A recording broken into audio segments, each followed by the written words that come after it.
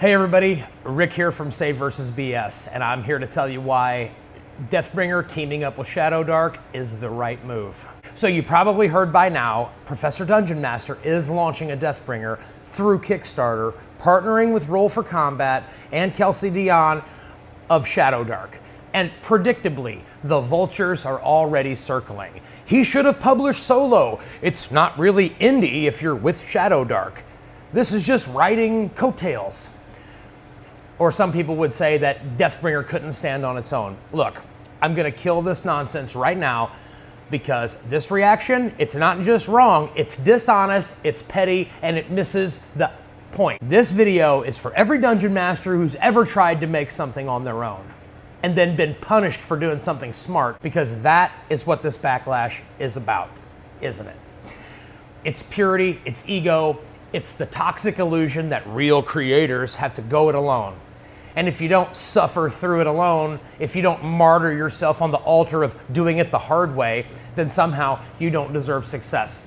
Well, I have news for you. Real creators don't bleed for ego. They bleed to get their work into the hands of real people. And Deathbringer is about to do exactly that. Let's talk about the elephant in the room, the elephant in the dungeon, Shadowdark. It is the biggest modern OSR-style success in years. Millions of dollars raised, hundreds of thousands of fans, wild support. And Kelsey, she didn't just make a hit game, she built a goddamn infrastructure. Printing, logistics, shipping, marketing, digital support, production values through the roof. So now, Professor Dungeon Master, who's been grinding for years building Deathbringer, a game which does stand on its own, mind you, he decides to partner with Kelsey and Roll for Combat to bring his thing to life. That's not selling out, that's leverage, man. That's putting a proven engine in your car so it doesn't stall out on the freeway. So, if you're a fan of Deathbringer, you should be cheering right now, because this partnership ensures that Deathbringer doesn't just exist. This partnership ensures that Deathbringer will thrive. So, I want to call out a myth some people might be clinging to. If you're not doing it yourself, you're not an indie publisher. You think indie just means isolated. It does not. It means independent of corporate control, not independent of help. Shadowdark is not Hasbro. Kelsey isn't some soulless executive trying to cash in on a brand. She's a creator, one who knows the value of collaboration. She knows how hard it can be to do these things on your own. And mainly, she knows when something is worth backing. So when she agrees, hey, let's support Deathbringer, that's validation. And I know where this criticism comes from. If you want to believe that if it's not built alone in the dark on zero budget with bare hands, no connections, that it doesn't count, you are projecting. Because deep down, you're scared that someone else had the guts to take the leap, scared that they made something real, and scared they didn't do it the way you think that you're supposed to do it. I've seen that road. You grind, you scrape, you pour your soul into some game, and only 300 people ever see it. And for what?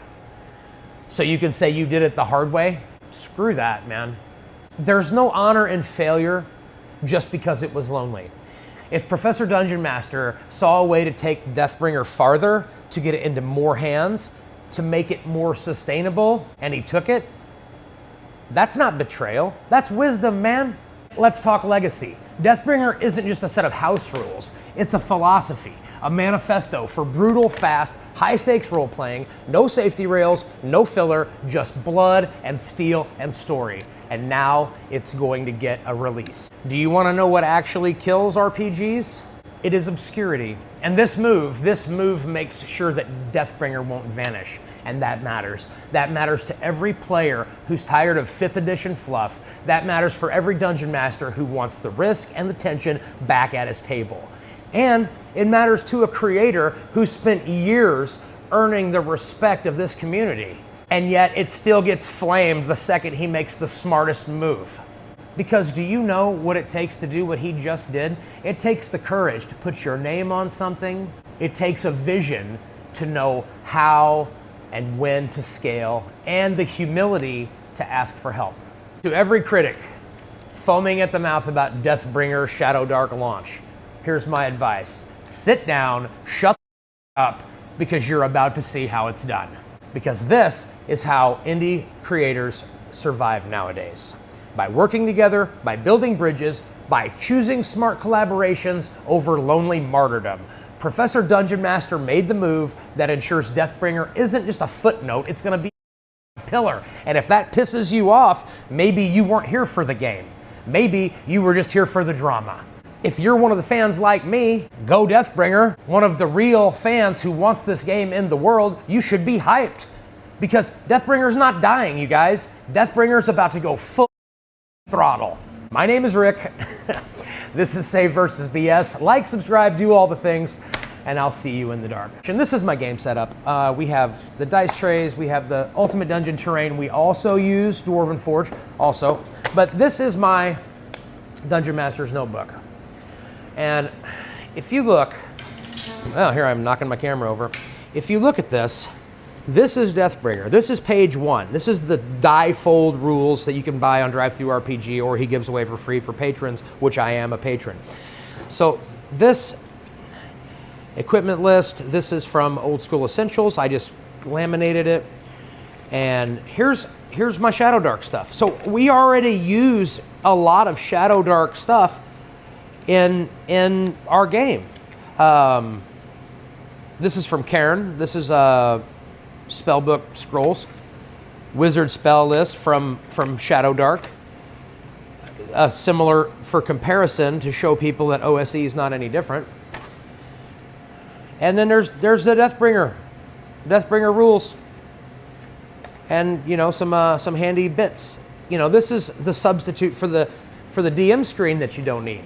Just have it in a little binder. Yeah, it's this cool little dragon thing. It probably was like 25, 30 bucks. I'll actually put an affiliate link below if you want to get you one. I highly recommend it. So every session, I put the notes in, and then as I'm writing the next week, I'll pull this out and archive it and save it for the next group that is lucky enough to be able to run this with us. So Deathbringer, to me, is really what sunk the hooks into me to bring me back. So I was exhausted with all the reiterations of Dungeons and Dragons. I found Deathbringer, and it was a new lease on life for me. It took me back to the old school, but with streamlined clarifications and way less rules bloat. I have made Deathbringer by piecing together bits and pieces gleaned from Professor Dungeon Master's channel. And finally, it's getting some real publication. I cannot be more pleased with this, and the haters are gonna hate, man.